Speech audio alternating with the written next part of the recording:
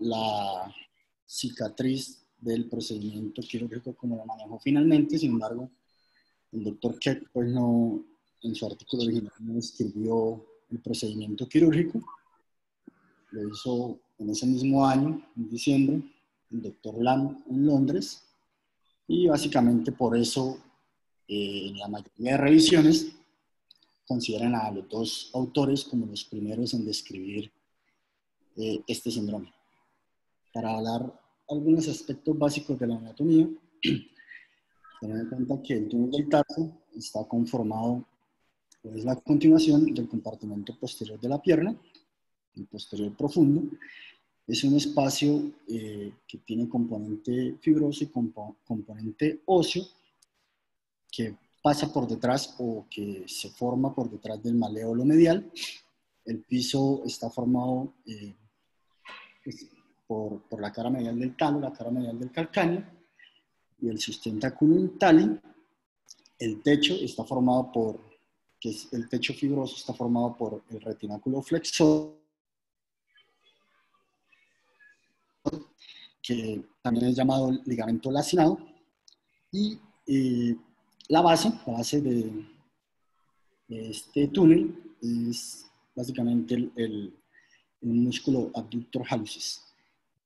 El retináculo flexor se origina pues, de la punta del maléolo medial y se va a expandir hacia posterior y hacia inferior, hacia la tuberosidad del calcáneo. Próximamente se puede llegar a extender hasta 10 centímetros hacia arriba del maléolo medial, que es un dato importante a la hora del manejo quirúrgico porque a veces se considera cirugía fallida porque no se libera completamente el retináculo teniendo en cuenta este dato anatómico. El contenido del túnel, de anterior a posterior, tenemos de anterior a posterior, la estructura más anterior es el tendón del tibial posterior, seguido del tendón del flexor digitorum, del flexor digitorum longus. Más posterior ya viene el paquete arteriovenoso, tibial posterior, y justo al lado ya viene el nervio tibial posterior. La última estructura, la más posterior, es el flexor hallucis longus. Cada tendón al pasar por el retináculo, pues tiene como su compartimento, tiene su vaina sinovial propia, lo cual pues lo hace al estar dentro del retináculo, lo hace susceptible a presentar algún atrapamiento por aumento del volumen, ya sea intrínseco o de manera extrínseca. Ya hablando un poco más de la estructura nerviosa del nervio tibial posterior, a nivel del tobillo este se divide en 3 ramas principales.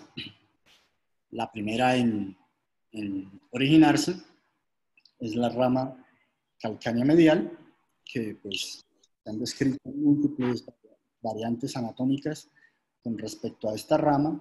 Puede salir a veces proximal al retináculo o inferior al retináculo, e incluso puede salir de la rama plantar lateral. Sin embargo, pues lo más frecuente es que sea una sola rama, porque se han descrito hasta 9 diversas configuraciones con múltiples ramificaciones de este nervio. Sin embargo, lo más común es que sea una sola rama y que salga directamente del nervio tibial posterior. Después viene pues la división o la bifurcación del nervio en la rama plantar lateral y la rama plantar medial. Bueno, teniendo en cuenta de que la rama calcánea va a dar la sensibilidad para la cara medial y posterior del retropié. Bueno, eso con respecto a las divisiones. En esta imagen pues podemos ver ya la distribución de las ramas terminales, el nervio plantar medial, que va a pasar profundo al abductor hallucis y al flexor hallucis longus, para dividirse luego en las 3 ramas digitales finales para la inervación sensitiva de los primeros 3 artejos y la cara medial del cuarto artejo. El nervio plantar lateral va a pasar a través de la fascia del músculo abductor hallucis en dirección lateral, valga la redundancia, para dar pues las ramas terminales que van a inervar sensitivamente para el lateral del cuarto artejo y al quinto artejo. Básicamente, pues, esas son los dermatomas con respecto a la inervación sensitiva que corresponde a estos nervios terminales del tibial posterior. Con respecto a la etiología, se considera que solo un 60 a un 80% se logra encontrar una causa específica. Pues en el 100% de los casos, solo hasta un 60 a un 80% se logra saber cuál es la causa del síndrome. Este puede ocurrir, como lo he mencionado antes, de forma intrínseca o de forma extrínseca. De forma intrínseca, la presencia de osteofitos, un retinal.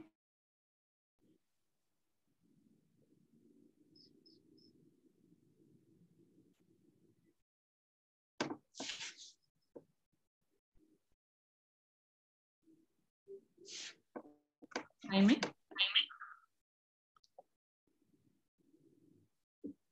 Se fue el audio.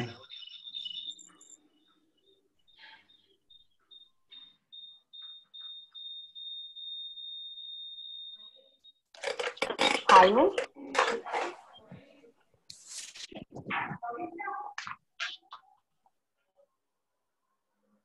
Jaime, ¿no te escuchamos?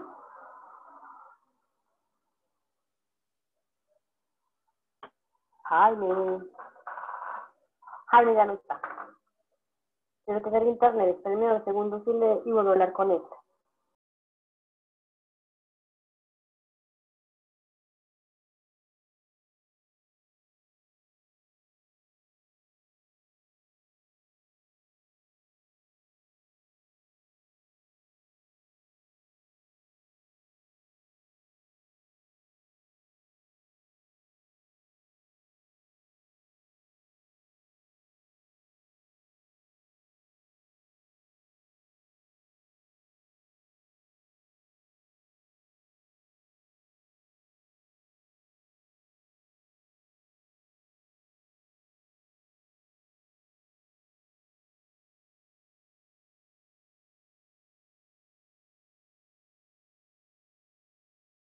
Aló, ¿me escuchan nuevamente? Sí, Sí, Jaime. Jaime, te escuchas. Qué pena, hasta donde escucharon, es que se cayó el internet. Estoy aquí en el hospital todavía y no sé en dónde quedamos.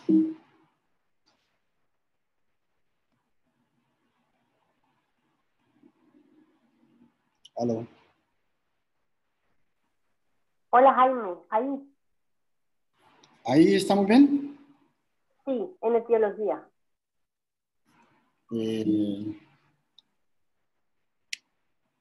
¿Ya la intrínseca alcanzaron a escucharla? Qué pena. La intrínseca sí. Vale, entonces la teología extrínseca principalmente está por traumas directos, las alteraciones en la alineación del retropié, también pueden llevar a presentar este síndrome. Las coaliciones tarsianas se han descrito, los músculos, la presencia de músculos accesorios como el abductor hallucis, el flexor digitorum, el sóleo también se han descrito, y antecedentes como esguinces o fracturas también han presentado los pacientes. En resumidas, o como resumen de la etiología, los 3 principales grupos de causas se pueden resumir en trauma, lesiones ocupantes de espacio y deformidades a nivel del pie.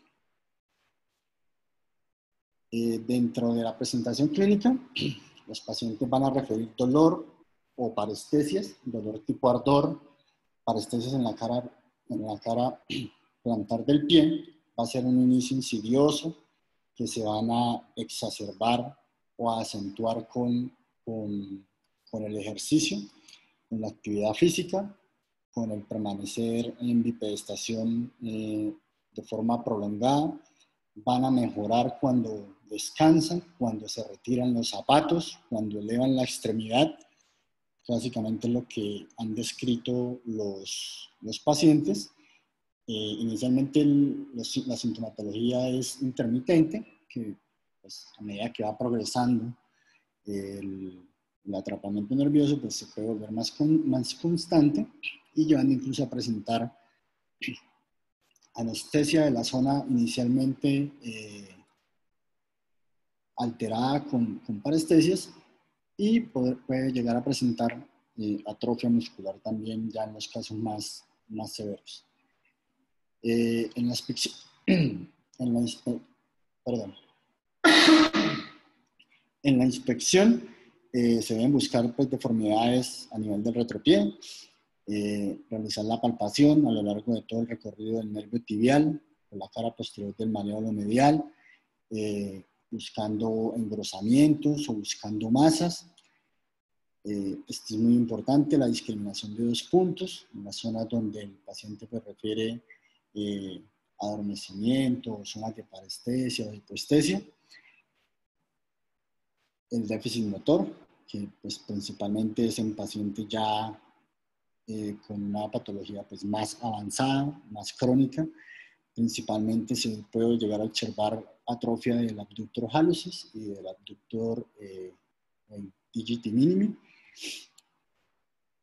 Y el signo de Tinel, muy importante para pues, el diagnóstico o la aproximación diagnóstica de esta patología, que se puede realizar de 2 maneras, de forma o con una percusión como en la imagen que se observa, en la parte posterior del maléolo medial por donde va el nervio, o simplemente haciendo digitopresión, describen que durante 60 segundos, y esto puede llegar a reproducir la sintomatología o exacerbar la sintomatología en caso de presentarse. Este fue un artículo pues, que encontré que es del año 2001 del JBJS, donde trataban como de aumentar o basarse más en una prueba que sea más confiable, que reproduzca más los síntomas, pues para aumentar la precisión del diagnóstico. Ellos pues fue un estudio realizado en Japón, un estudio por 10 años. En estos 10 años fueron manejados 37 pacientes quirúrgicamente. Se les realizó la prueba antes, durante la cirugía y en el postquirúrgico. La prueba básicamente es colocar el tobillo en eversión y en dorsiflexión máxima.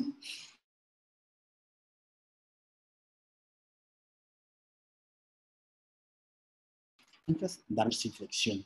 Eso lo que busca es reproducir más la sintomatología. No sé si me escuchan, me salió un letrero. Bueno. Sí, Jaime, te estamos escuchando. Listo.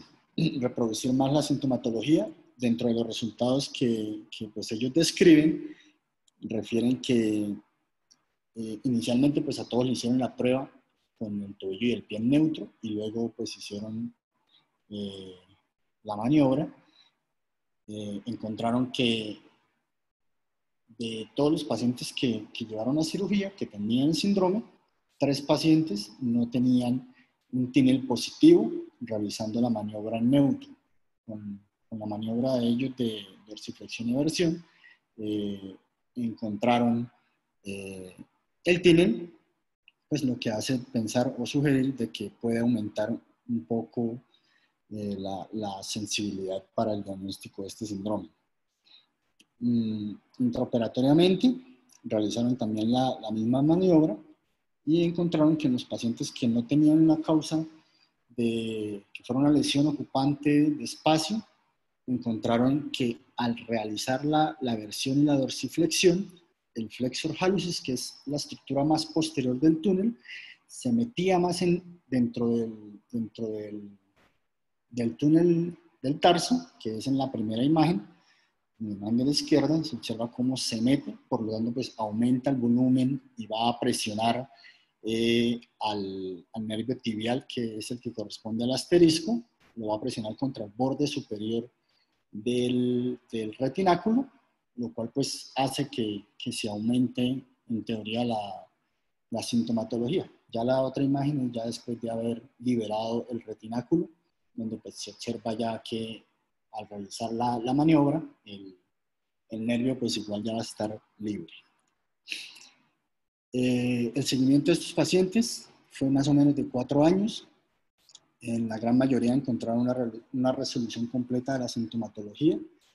Ya al realizar esta maniobra, al realizar el signo de Tinel, desapareció en prácticamente todos los pacientes, excepto en 3 pacientes que, pues, como particularidad, los 3 tenían un antecedente de una fractura de calcáneo que fue manejada de manera conservadora.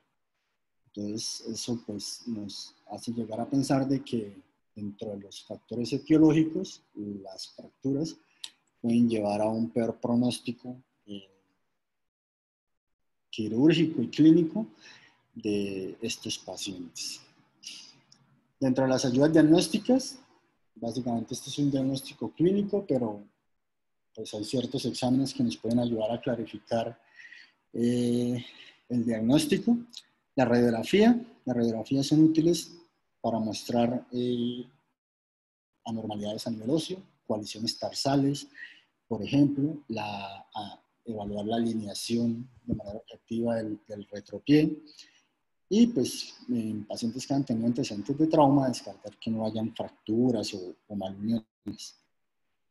La ecografía se ha tratado como de imponer un poco últimamente en los últimos años. Sin embargo, pues no hay muchos estudios con respecto a esto, pero pues sí mencionan que puede llegar a ser útil para identificar lesiones ocupantes de espacio, como los gangliones, la tenosinovitis, las coaliciones tarsales y las lesiones varicosas. La resonancia magnética es de gran utilidad en pacientes donde pues, las radiografías no evidencian ninguna alteración estructural franca. Es como un método más sensible para descartar lesiones ocupantes de espacio y pues sirve para evaluar también las estructuras nobles, el retináculo flexor, las ramas del nervio tibial. Es muy útil o es de elección en pacientes que ya hayan sido sometidos a una liberación y no haya sido exitosa, que persista con la sintomatología y con el síndrome. Es muy útil pues, para definir la anatomía del retináculo y evaluar si fue que no se liberó de manera completa. El electrodiagnóstico, la electromiografía y la neuroconducción. Ahí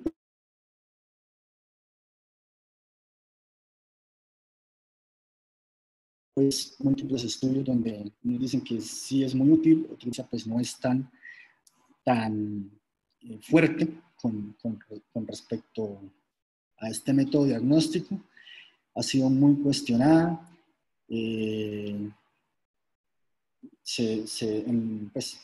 esta revisión que encontré, ya después de haber hecho el análisis, consideran que este examen puede llegar a ser confirmatorio en un paciente que tenga la sintomatología, que haya solo la duda, que haya cierta duda, pero que tenga una alta sospecha diagnóstica, puede llegar a ser confirmatorio, pero en los pacientes en los que le da negativo, este examen pues tiene una alta tasa de falsos negativos, han descrito hasta un 10%, entonces un examen negativo no descarta el diagnóstico.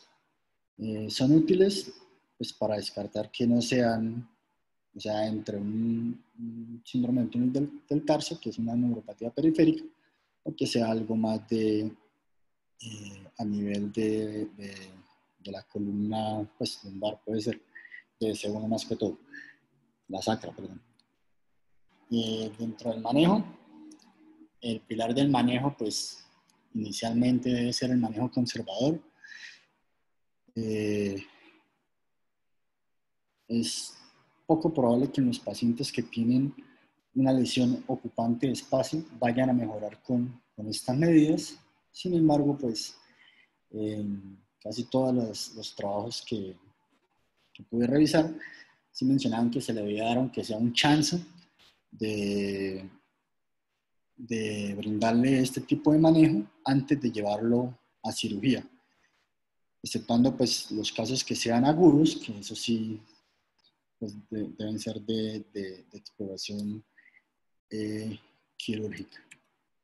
Dentro de las medidas para el tratamiento ortopédico, pues para el tratamiento conservador, están los cambios en las actividades físicas, las restricciones, el aumento del reposo, las inmovilizaciones, algunas ortesis para mejorar, por ejemplo, la alineación del retropié. Si son deformidades flexibles, van a ser útiles. Las plantillas con soporte de arco longitudinal, por ejemplo, para los pies planos, se han llegado a utilizar pues con cierto éxito.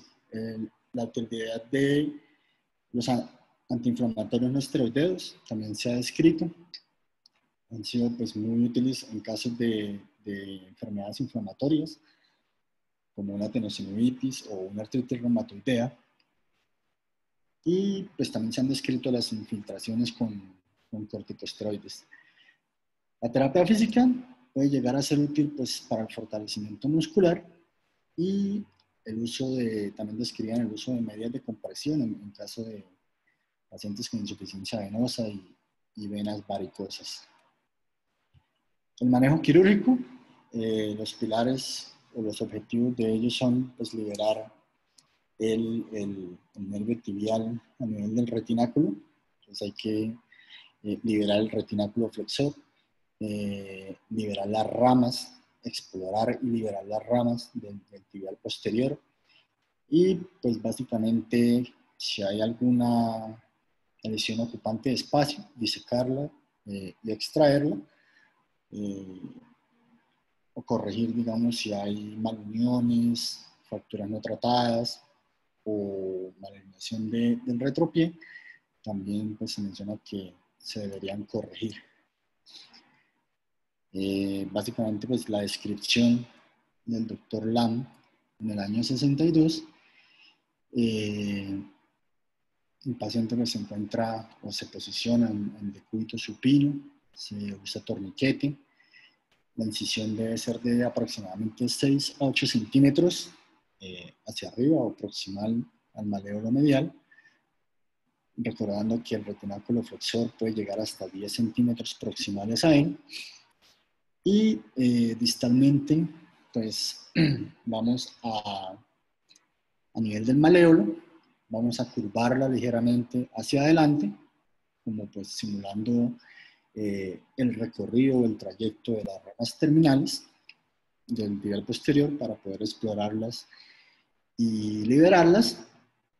Se expone pues la fascia crural, el retináculo flexor,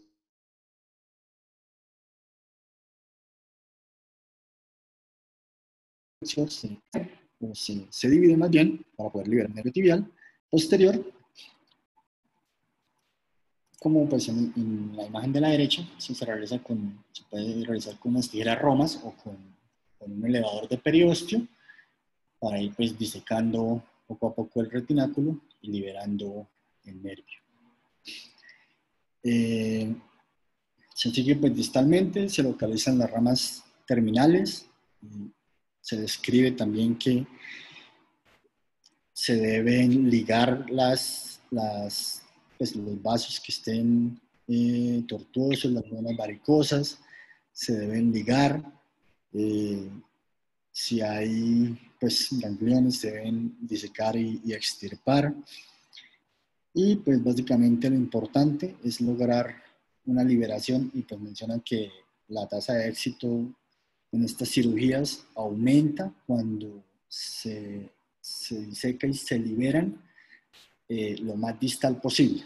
O sea, las ramas terminales se deben liberar pasando pues, el abductor hallucis, por así decirlo, o liberándolo de la fascia del abductor hallucis, como pues, se observa en la imagen de la derecha. Los estudios pues, mencionan tasas de éxito muy variadas, que pueden ir desde un 44% hasta un 96%. Se menciona que cuando son lesiones ocupantes de espacio, bien identificadas, resecadas completamente, la sintomatología va a disminuir por completo en la gran mayoría de pacientes. Sin embargo, pues en los pacientes en los que no se logra identificar una causa específica, solo un 75% va a tener resultados óptimos en el posoperatorio. Algunos pueden llegar a remitir completamente la sintomatología, otros pueden remitir parcialmente y presentar, después de un periodo de 6 a 12 meses, lo describen más o menos, pueden presentar recurrencia a la sintomatología, y hay otros que definitivamente pues, no resolvieron en nada los síntomas posterior a la cirugía. Esta es la revisión como más grande que hay, que como pueden darse cuenta es de 1990. Sin embargo, pues, recientemente no hay revisiones como tan fuertes como la del doctor Cimino, donde evaluó o revisó 24 artículos de manera retrospectiva, donde encontró que 84 pacientes de los 122 en total que habían, que se llevaron a cirugía, presentaron buenos resultados. 27 pacientes, que corresponde al 22%, mejoraron. Después del procedimiento quirúrgico, mejoraron la sintomatología. 8 pacientes, que corresponde al 7%, no presentaron buenos resultados, tuvieron pobres resultados, no cambiaron la sintomatología o incluso empeoraron, y en 3 pacientes, después de un año de seguimiento, volvieron a presentar los síntomas. Sí mejoraron, pero tuvieron una recidiva y pues quedaron igual que antes de la cirugía. Lo que acá pues concluyen es que sumando los resultados buenos y los resultados en los que mejoraron, va a dar un 91% de buenos resultados posterior al procedimiento quirúrgico. Eso con respecto al abordaje abierto, ¿no? Ya pues en el manejo postoperatorio mencionan que se debe restringir el apoyo por lo menos 3 semanas. Algunos le ponen una bota de yeso o los inmovilizan con una férula. Y pues ya después de las 3 semanas sí, el inicio del apoyo progresivo y empezar la fisioterapia para ganar los arcos de movilidad. Con respecto a la liberación endoscópica, no son muchos los estudios que hay con respecto a esta técnica. Este es un estudio del año 2006, donde se le realizó la liberación a 8 pacientes de manera endoscópica, se les hizo un seguimiento por 10 meses, con un resultado pues excelente, mencionan ellos.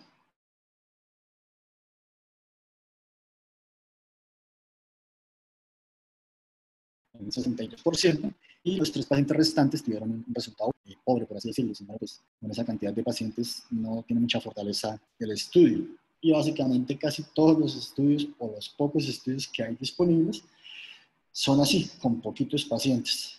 Esta fue una revisión que encontré que es del 2014, donde pues se incluyeron artículos donde incluían, o sea, o donde mencionaban solo información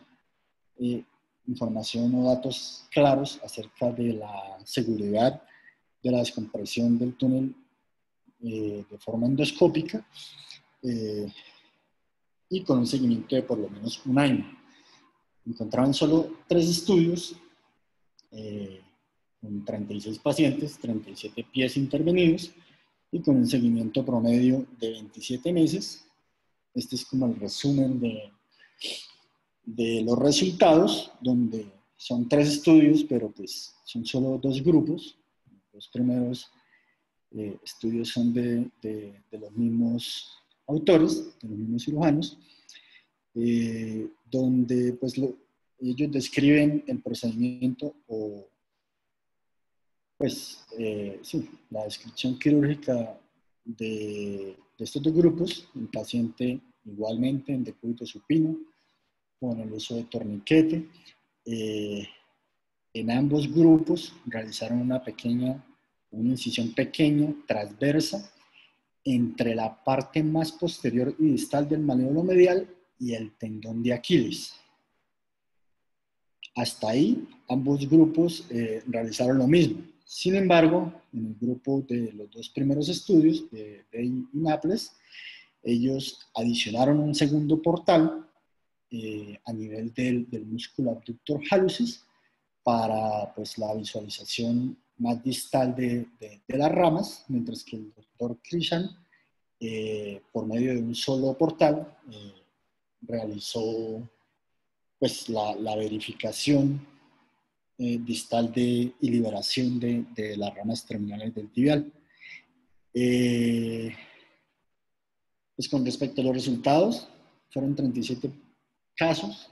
De los 37, solo hubo un caso donde se presentó una complicación, que fue una dehiscencia menor del sitio operatorio, a la que no le hicieron nada, le dieron manejo conservador, resolvió completamente y sin ninguna secuela. Ellos pues mencionan que entre los resultados excelentes y muy buenos, pueden llegar casi hasta un 80%. Solo 2 pacientes tuvieron un pobre resultado porque volvieron a presentar los síntomas 2 años después o a los 2 años de seguimiento, y un paciente que pues no recomendaba la cirugía. Esa es una de las fallas de estos estudios, que es que la forma de evaluar los resultados no lo hicieron con una escala validada ni nada, sino de forma subjetiva le preguntaban a los pacientes cómo se sentían a medida que le hacían el seguimiento, aparte pues de la baja carga de pacientes, y pues que son estudios retrospectivos. Dentro de las conclusiones, pues ellos aseguraban que hay un menor trauma a nivel de los tejidos blandos comparados con los abordajes abiertos. Consideran que es un procedimiento seguro, con una muy baja tasa de complicaciones, según sus conclusiones, y que permiten la movilización temprana. A todos los pacientes en los 3 estudios le permitían la deambulación o iniciar la deambulación a la semana posoperatoria. 7 días después del posoperatorio ya les autorizaban iniciar la deambulación, y pues ellos querían como recalcar que a pesar de que le iniciaban una deambulación temprana, pues solo hubo un problema que fue algo menor a nivel del área quirúrgica, pues comparado con el abordaje abierto. Este es como el artículo más reciente que logré encontrar con respecto al uso pues, de la artroscopia para la liberación del túnel del tarso. Fue realizado en China entre el año 2014 y 2016. 2 años, fue publicado en el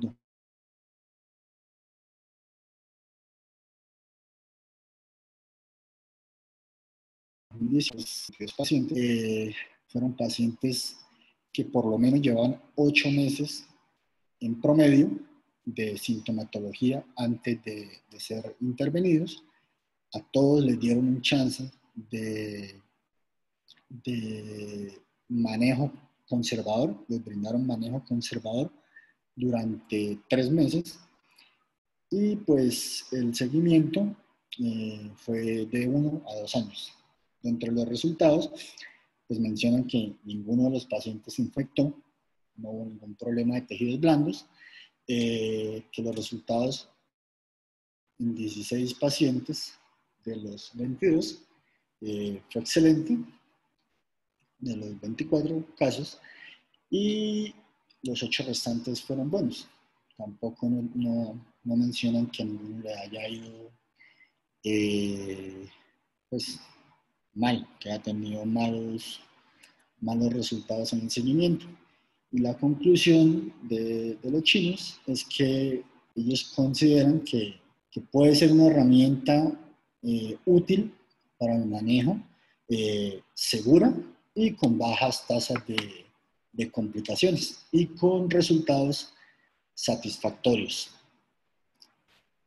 Eso con respecto al túnel del tarso posterior. Ya quedan un par de diapositivas para hablar brevemente del síndrome del tarso anterior, que básicamente es la compresión del nervio peroneo profundo a nivel del retináculo extensor inferior. Dentro de las causas, mencionan causas directas, trauma directo a nivel del dorso del pie, flexiones plantares agudas, no esperadas, severas. Mencionan también cómo se ha relacionado el uso de zapatos apretados con este síndrome. Y las personas que tienen, pues, por su trabajo o su profesión, que colocarse en cuclillas o inclinarse hacia adelante de manera repetitiva, como pues al plantar flores, mencionaban ahí como ejemplo, o la señora que está tratando de sacar algún documento ahí. Se ha descrito en bailarinas de ballet, se han descrito casos en los que por una hipertrofia del músculo del extensor hallucis brevis, el músculo, pues, al hipertrofiarse, comprime el nervio y pues llegan a presentar el síndrome, como en el caso en este caso, la paciente en la imagen A se observa la hipertrofia del músculo, en la imagen B pues ya fue llevada a cirugía, y en la imagen C pues mencionaban que 10 meses después del procedimiento quirúrgico pudo volver a bailar. Dentro de la sintomatología que presentan, dolor, parestesias, mencionaban ahí que más que parestesias son disestesias, puede haber hiperalgesia en el dorso del pie, y esta pues se irradia al primer espacio interdigital. Aquí también puede haber un signo de Tinel positivo, se observa pues en la imagen, y mencionan que durante la flexión plantar se podría llegar a reproducir pues, la sintomatología. Dentro del tratamiento pues, se puede brindar manejo no quirúrgico, manejo conservador o manejo quirúrgico. Las bases del manejo conservador son pues, las infiltraciones, el uso de zapatos planos, de zapatos amplios, el uso de férulas nocturnas, y pues mencionan que hasta la mitad de los pacientes pueden llegar a mejorar con este tipo de tratamiento. Y pues con respecto al manejo quirúrgico, pues lo que se debe realizar es pues, la liberación del peroneo profundo a nivel del retináculo extensor. Se menciona que es una incisión, lo mismo, de cúbito supino, el uso del torniquete, una incisión longitudinal o puede ser en forma de S, que debe ir hasta la base de la primera y la segunda articulación metatarso-falángica. Se debe incidir a través o profundizar pues a través de los tendones del extensor digitorum longus y del hallucis longus, pues,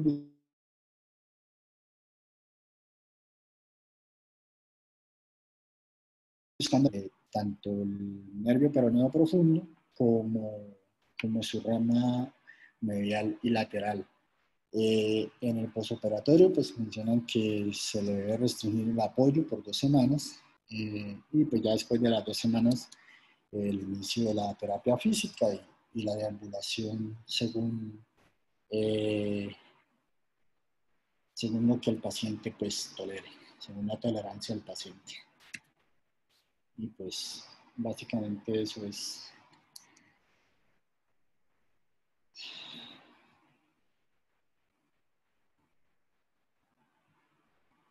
¿Preguntas?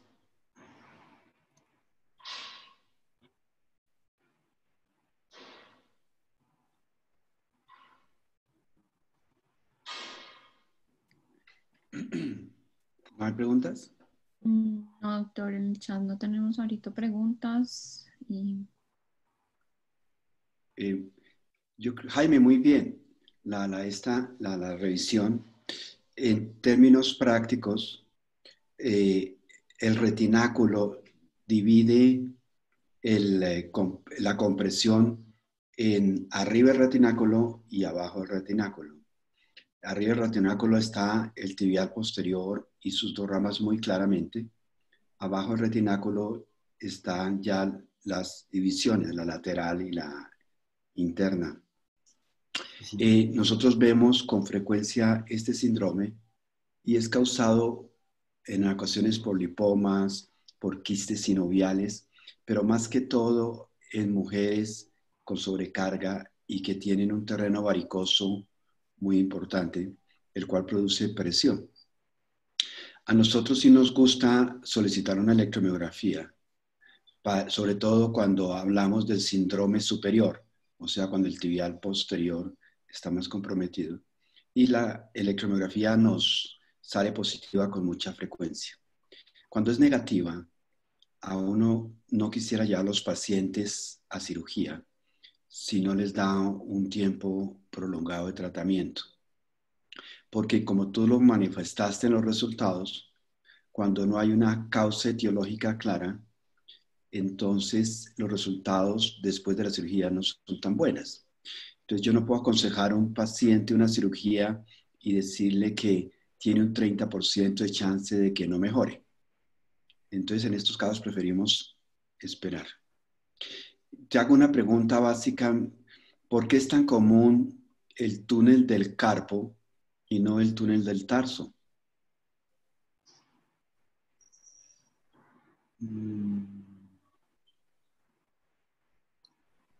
Pues O algunos de los residentes que están ahí. a nivel de la muñeca hay más maniobras pues, repetitivas que a nivel del tobillo, que es más por causas extrínsecas, la mayoría, ¿no? ¿Qué otra razón sería?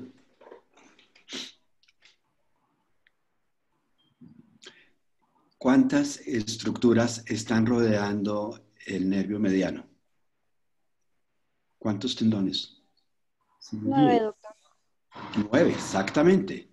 9 tendones se pueden comprimir.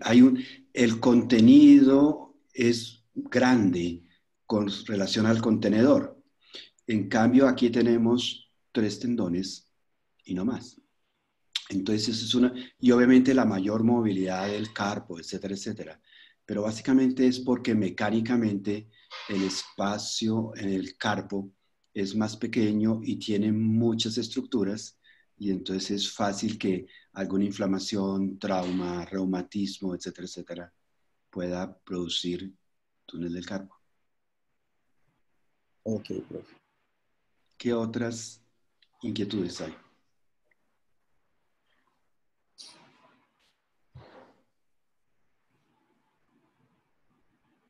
Todos se lo saben todo.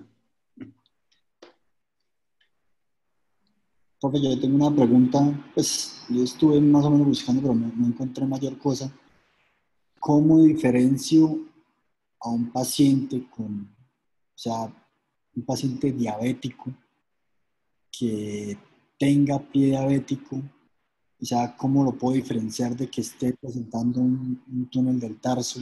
Sí, pues la sintomatología puede ser similar, más difícil de evaluar. No sé cómo, El, cómo lo abordaría. el paciente diabético, tú sabes que ellos cursan con polineuropatías. Y la Son pacientes diabéticos, polineuropatía ¿no? en los pacientes diabéticos generalmente es bilateral, no es unilateral. Ese es un Sí. primer punto. Segundo, obviamente que los pacientes diabéticos pueden presentar este síndrome, pero uno tiene que primero descartar que sus síntomas no sean debidos a esa polineuropatía sensitiva y motora. Y en estos casos, el uso de la electromiografía sí nos sirve porque nos va a decir que proximalmente hay enfermedad del nervio. Pero puede cursar un síndrome del carpo, un túnel del carpo, con los síntomas, con lo que tú acabas de mencionar, pero no es frecuente. Ok, profe, gracias.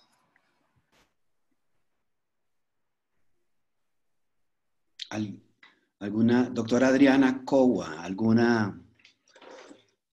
algún comentario? Hola, buenas noches a todos. Yo llegué un poquito tarde a la charla, pero respecto a la pregunta que estaba haciendo ahorita Jaime de los pacientes con pie diabético, usualmente los pacientes con pie diabético tienen otras características y la forma en la que los puedes diferenciar también es con algunas pruebas, por ejemplo, las pruebas de presión, las pruebas de vibración. Ellos hacen neuropatías más generalizadas y las pruebas usualmente salen alteradas, a diferencia de los pacientes que tienen después el túnel del tarso, que pueden ser compresiones más específicas. Y como decía el profe, pues unilaterales más que bilaterales, aunque a veces se presentan en ambos pies. Pero pues yo tenía una pregunta, profe, ¿qué tan frecuente o qué tanto ha visto que hagan liberaciones endoscópicas? Adriana, yo no he visto nunca. Me imagino que se puede hacer a través de dos portales para mirar el tronco nervioso principal y seguirlo. No lo he hecho, yo creo que se debe hacer, se puede hacer. Nosotros no lo hemos hecho nunca. Lo que pasa con todos estos resultados que Okay, mencionan profe. es que los pacientes, la población probablemente no es uniforme. Y cuando, como tú decías, ¿cómo le fue en la cirugía? No muy bien. A otro paciente que le puede decir, no, yo no estoy bien.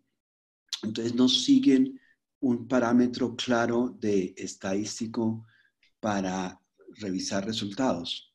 Entonces ahí fallan estos estudios que son obviamente nivel 4, ¿no? Sí, señor. Y faltan estudios comparativos Absoluto. entre las dos técnicas, porque yo sí no encontré ninguno. Entre las dos técnicas. De acuerdo. Claro. Muchas gracias. Dianita, ¿algo? Para que No, no, termines. creo que está claro y fue bastante precisa la charla. Con mucho más frecuente como el síndrome del túnel del tarso distal que el proximal, y es el que usualmente vemos asociado a las talalgias crónicas, a las fascitis crónicas, que tenemos que identificar cuando hablamos en la charla que hablamos de fascitis, identificar que el paciente tenga asociado un problema de compresión neurológica.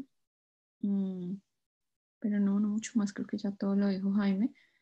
De pronto tener en cuenta que es importante en el postoperatorio y sobre todo cuando hacemos liberaciones del túnel del tarso completo, o sea, liberaciones altas y bajas, distales y proximales, que también el mismo proceso de cicatrización de la disección y de la herida quirúrgica puede producir nuevamente fibrosis y compresión sobre el nervio. Por eso es tan importante en esa fase de postoperatorio, después del retiro de los puntos, el cuidado de la cicatriz, la manipulación, la movilidad, para evitar precisamente esa formación de fibrosis abundante sobre el recorrido del nervio. Perfecto. Creo que no. David Borda, bienvenido. ¿Algún comentario? Buenas noches, profe, ¿cómo le va? Bien, Bien, completamente de acuerdo. Y en mi experiencia lo que he visto es que realmente los pacientes que más se mejoran son los pacientes que tienen una compresión mecánica del nervio, más los pacientes que no tienen claro o que no le queda a uno claro el diagnóstico de por qué está haciendo el síndrome de la compresión. Pues estos pacientes usualmente no se mejoran y son los pacientes que, pues, que nos llegan a nosotros a las consultas porque han sido intervenidos y pues porque realmente no tenían un diagnóstico preciso antes de la cirugía. Yo creo que sí las compresiones mecánicas son los que realmente van bastante mejor que los otros. Absolutamente. ¿Quién más quiere comentar algo?